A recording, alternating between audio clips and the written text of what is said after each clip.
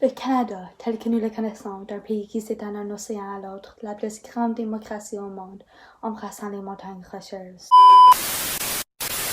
n'est plus. Salut, c'est Justine Desjardins qui vient vers vous avec les dernières nouvelles, l'aliénation de l'Ouest canadien. L'aliénation de l'Ouest, un problème constant au Canada depuis 1867, est l'idée que les provinces de l'Ouest, la Colombie-Britannique, l'Alberta, la Saskatchewan et le Manitoba ont été aliénées et dans certains cas exclues des affaires politiques canadiennes, en faveur de l'Ontario et du Québec. L'aliénation de l'Ouest prétend que ces deux provinces sont politiquement surreprésentées et économiquement favorisées, ce qui a donné lieu à un sentiment d'aliénation chez de nombreux Canadiens de l'Ouest. Premièrement, le Canada a obtenu la confédération avec les provinces de l'Ontario, du Québec, de la Nouvelle-Écosse et du Nouveau-Brunswick en 1867, mais l'Alberta ne s'est joint qu'en 1905.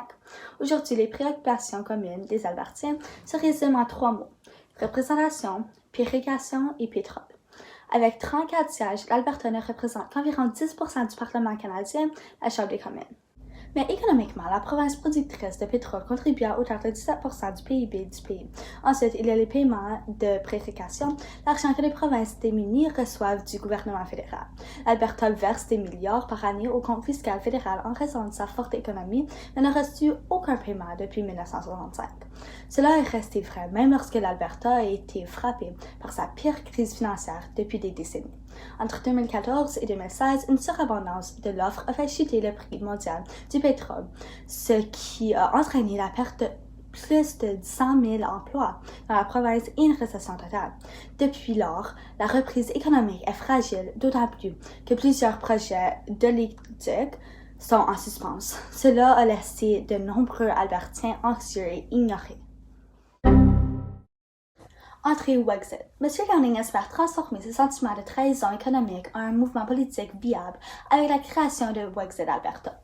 Le groupe fait campagne pour que la province de l'Ouest se sépare du Canada et forme sa propre nation, éventuellement aux côtés de nos provinces de l'Ouest. C'est une vieille idée qui a pris de l'ampleur à mesure que les relations entre l'Alberta et le reste du pays se sont détériorées.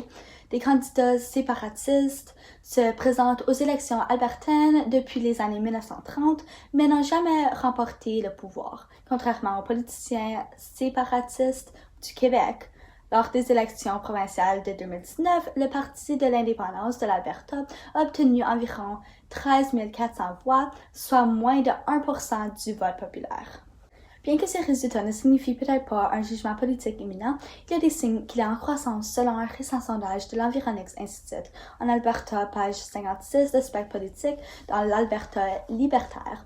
Ils ont tendance à être à droite. Cela déroule en partie de la renaissance du mouvement dans les années 1980 lorsque le premier ministre libéral Pierre Trudeau a mis en œuvre le programme énergétique national profondément impopulaire qui a centralisé le contrôle du pétrole albertain avec le gouvernement fédéral. Si ces pays se sépareraient, le reste du Canada serait foutu. L'Alberta et la Saskatchewan possèdent 95% des réserves de pétrole et de gaz du pays, ainsi que 75% de ses terres agricoles.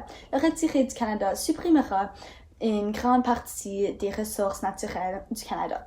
Ce sont les deux seules provinces qui contribuent vraiment à la prérogation, alors que Québec devrait vivre sans ses 12 milliards de dollars de transferts annuels.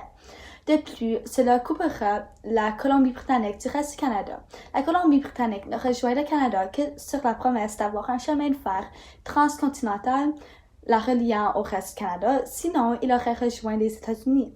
En conclusion, l'aliénation de l'Ouest est une vraie chose, c'est un gros problème et devrait cesser d'être aussi négligé.